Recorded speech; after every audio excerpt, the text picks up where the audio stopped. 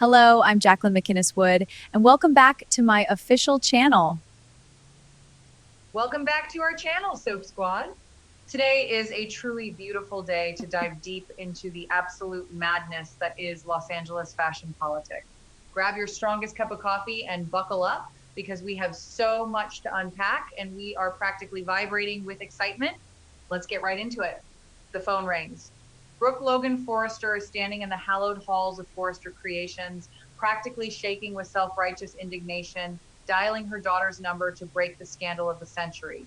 On the other end, Hope Logan standing shoulder to shoulder with the enemy, Katie Logan Spencer, staring at her screen like it is a live grenade.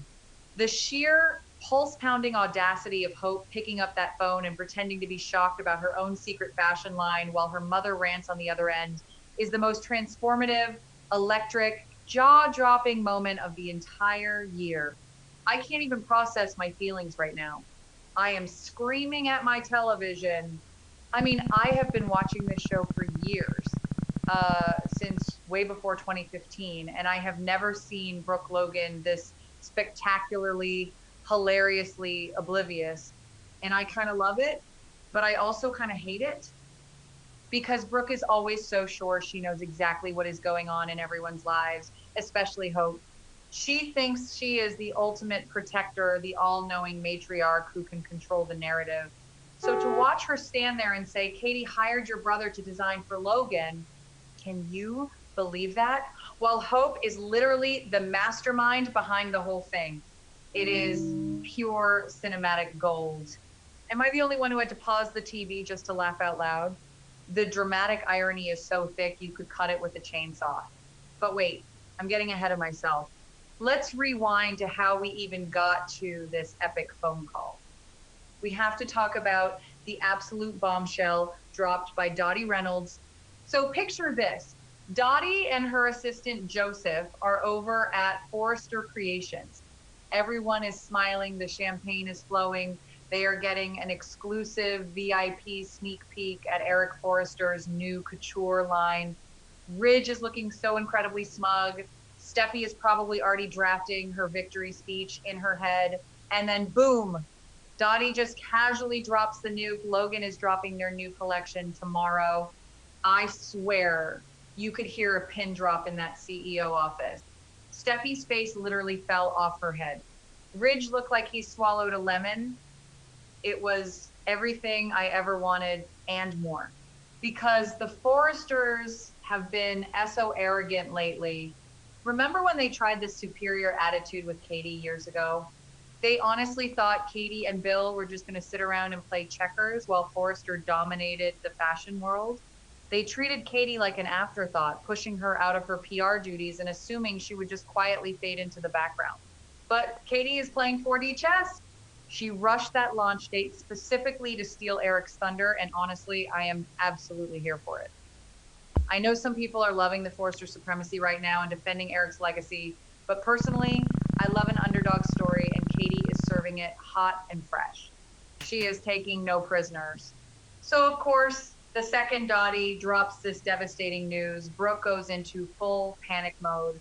She literally marches over to Logan like she owns the place, and she demands answers. Who does Brooke think she is barging into a rival CEO's office to demand the identity of their lead designer?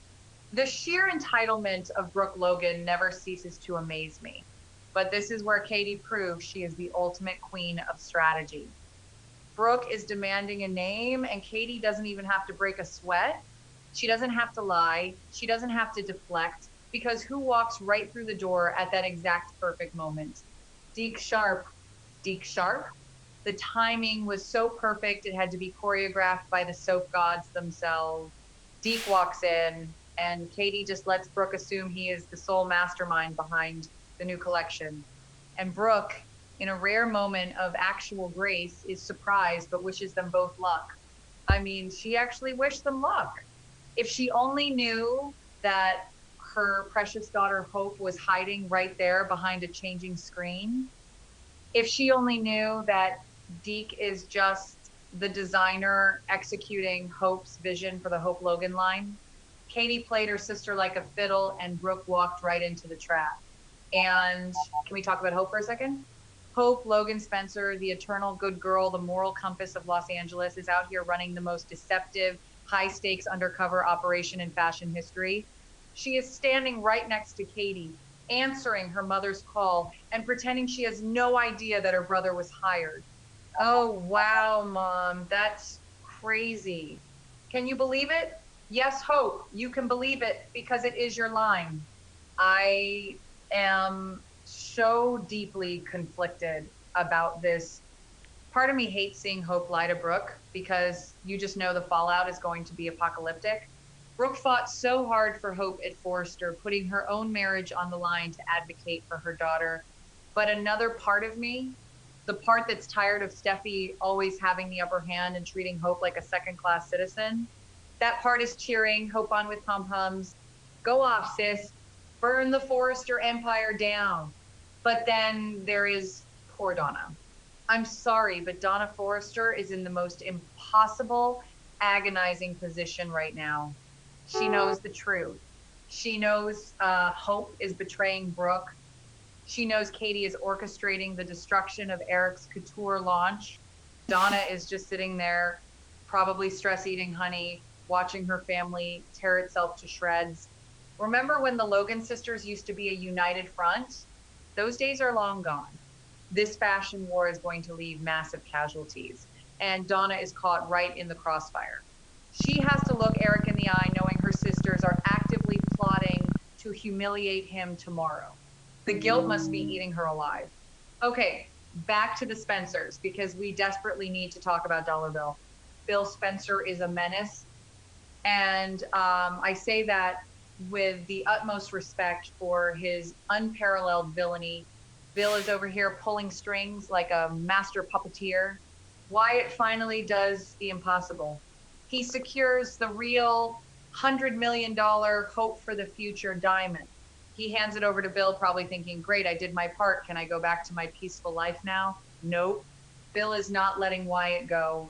Wyatt is feeling the intense pressure because Bill is trying to coerce him into sticking around and returning to the family company. And honestly, Wyatt needs to run. Run far away, Wyatt, because working for Bill Spencer is a trap that you never escape. But Bill is using every manipulative tactic in the book to keep him there. He wants the whole Spencer family united to crush Forrester Creation.